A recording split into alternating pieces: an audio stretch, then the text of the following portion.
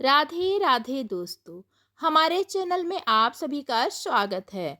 आप सभी जानते हैं कि 17 जुलाई 2026 को विनायक चतुर्थी का पर्व है। इसी शुभ अवसर पर हम कथा सुनेंगे। चलिए दोस्तों, कथा शुरू करते हैं। श्री गणेश चतुर्थी व्रत की पौराणिक कथा के अनुसार एक बार भगवान शिव तथा माता पार्वती नर्मदा नदी के किनारे बैठे थे। वहां माता पार्वती ने भगवान शिव से समय व्यतीत करने के लिए चौपड़ खेलने को कहा। भगवान शिव चौपड़ खेलने के लिए तैयार हो गए, परंतु इस खेल में हार जीत का फैसला कौन करेगा, यह प्रश्न उनके समक्ष उठा। तो भगवान शिव ने कुछ तिनके एकत्रित कर उसका एक पुतला बनाकर उसकी प्राण प्रतिष्ठा कर दिए और पुतले से कहा, बेटा, हम चौपड़ खेलना चाहते हैं, परंतु हमारी हार जीत का फैसला करने वाला कोई नहीं है। इसे तुम बताना कि हम दोनों में से कौन हारा और कौन जीता। उसके बाद भगवान शिव और माता पार्वती का चौपड़ खेल शुरू हो गया। यह खेल 3 बार खेला गया और संजोग से तीनों बार माता पार्वती ही जीत गईं। खेल समाप्त होने के बाद बालक से हार जीत का फैसला करने के लिए कहा गया, तो बालक ने महादेव को विजयी बताया। यह सुनकर माता पार्वती क्रोधित हो गईं और क्रोध में उन्होंने बालक को लंगड़ा होने, कीचड़ में पड़े रहने का श्राप दे दिया।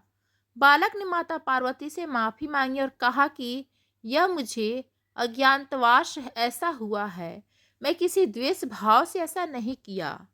बालक द्वारा क्षमा मांगने पर माता ने कहा, यहाँ गणेश पूजन के लिए नाग कन्याएं आएंगी, उनके कहे अनुसार तुम गणेश व्रत करो, ऐसा करने से तुम मुझे प्राप्त करोगे।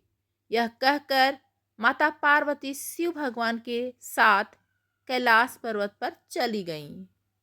1 वर्ष बाद उस स्थान पर नाग कन्या आईं। तब नाग कन्या से श्री गणेश भगवान के व्रत की विधि मालूम करने पर उस बालक ने 21 दिन लगातार गणेश जी का व्रत किया। उसकी श्रद्धा से गणेश जी प्रसन्न हुए। उन्होंने बालक को मनोवांछित फल मांगने के लिए कहा, पर उस बालक ने कहा, हे विनायक, मुझ में इतनी शक्ति दीजिए कि मैं अपने पैरों से चलकर अपने माता पिता के पास कैलाश पर्वत पर पहुंच सकूं और वे ये देखकर प्रसन्न हों। तब बालक को वरदान देकर श्री गणेश भगवान अंतर ध्यान हो गए। इसके बाद वह बालक कैलाश पर्वत पर पहुंच गए। कैलाश पर्वत पहुंचने की अपनी कथा उसने भगवान शिव को सुनाई। चौपड़ वाले दिन से माता पार्वती शिव जी से विमुख हो गई थी, अतः देवी के रुष्ट होने पर भगवान शिव ने भी बालक के बताए अनुसार 21 दिनों तक श्री गणेश का व्रत किया। इस व्रत के प्रभाव से माता पार्वती के मन में भगवान शिव के लिए जो नाराजगी थी वह समाप्त हो गई। तब यह व्रत विधि भगवान शंकर ने माता पार्वती को बताई। यह सुनकर माता पार्वती के मन में भी अपने पुत्र कार्तिकेय से मिलने की इच्छा जागृत हुई। तब माता पार्वती ने भी 21 दिन तक श्री गणेश भगवान का व्रत किया तथा दुर्वा, फूल, लड्डुओं से गणेश जी का पूजन अर्चना किया। व्रत के 21वें दिन कार्तिक माता पार्वती से आ मिले। उसी दिन से श्री गणेश चतुर्थी का यह व्रत समस्त मनोकामनाओं की पूर्ति करने वाला व्रत माना जाता है। इस व्रत को करने से मनुष्य के सारे कष्ट दूर होकर मनुष्य को समस्त सुख सुविधा प्राप्त होती है।